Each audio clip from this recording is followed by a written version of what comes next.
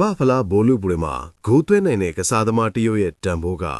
ဘောလုံးအလုံး30ပဲရှိတယ်ဆိုတာသင်ယုံကြည်နိုင်ပါသလားအားလုံးကလူပိုလူသတ်မှတ်ပြီးလှောင်ပြောင်ခဲ့ကြပေမဲ့သူ့အမေရဲ့စပိန်ဟောင်းလေးဘောကနေကမ္ဘာအထွတ်အထိပ်စီတက်လန်းခဲ့တဲ့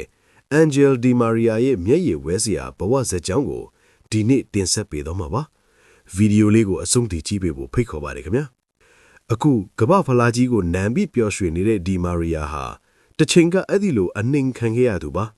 အာဂျင်တီးနားကကြောက်မီသွေးတွေမှာအလုပ်လုပ်ရတဲ့စင်ရတဲ့မိသားစုကမွေးဖွားလာခဲ့ပြီးအသက်4နှစ်သားအရွယ်ကလေးကကစားစရာအယုတ်တစားကြောက်မီသွေးအိတ်တွေကိုထမ်းပိုးခဲ့ရတဲ့ကောင်လေးတယောက်ပေါ့သူ့မှာဘောလုံးကန်ဖိနပ်ဝဲဖို့ငွေမရှိခဲ့ပေမဲ့သူ့အမေကတော့တားဖြစ်သူရဲ့အိမ်မက်တွေအတွက်စပိန်ဟောင်းဝေးတစည်းနဲ့နေဘူးမရှောင်မူးရွာမရှောင်လေးကျင်ကွင်းကိုနှိတိုက်ပို့ပေးခဲ့ပါတယ်ဥရောပကိုရောက်တဲ့အခါမှလည်းအားမရှိဘူးပိန်လုံးနယ်ဆိုတဲ့ကဲ့ရဲ့မှုတွေ2014ကမ္ဘာဖလားဘိုလ်လူပွဲမှာဒဏ်ရာကြောင့်မကန်ရလူဝမ်းနဲ့ပူဆွေးခဲ့ရတာတွေပရိသတ်တွေရဲ့လူပိုကြီးဆိုတဲ့လှောင်ပြောင်မှုတွေကိုသူအံတုခဲ့ရပါတယ်ဒါပေမဲ့အရှုံးပေးခြင်းတိုင်းသူနားထဲမှာအမေရဲ့စပိန်နင်းတန်ကိုသူပြန်ကြားနေခဲ့ပြီးဇွဲမလျှော့ပဲပြန်လာခဲ့လို့သာ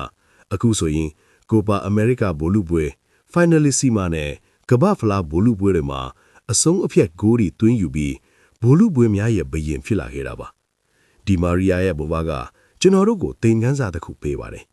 မင်းကိုဘယ်သူမှတန်ဖိုးမထားတဲ့အချိန်မှာတော့မင်းကိုချစ်တဲ့သူတယောက်ရဲ့ယုံကြည်မှုကိုသာစုကုန်ထားပါအဲ့ဒီယုံကြည်မှုကမင်းကိုကြောက်မီသွေးသွင်းကနေကဘာအထွတ်အထိပ်စီခေါ်ဆောင်သွားပါလိမ့်မယ်ဒီမာရီယာရဲ့ဇွဲလုံလေးကလူချင်းမင်းတို့ကိုတစ်ခုခုခွန်အားပေးနိုင်ခဲ့မယ်လို့မျှော်လင့်ပါလေအခုလိုစိတ်ဝင်စားစရာကောင်းတဲ့ဘောလုံးသမားတွေရဲ့ဘဝဇာတ်ကြောင်းနဲ့ထူးဆန်းထွေလာတွေကိုအမြဲကြည့်ရှုနိုင်ဖို့ကျွန်တော်တို့ရဲ့ Football World Channel ကို Subscribe လုပ်ထားဖို့မမေ့ပါနဲ့ဦးနောက်ထပ်ဘယ်ကစားသမားရဲ့အကြောင်းကိုသိချင်သေးလဲဆိုတာကိုလည်း comment မှာရေးပေးပါဦးခင်ဗျာ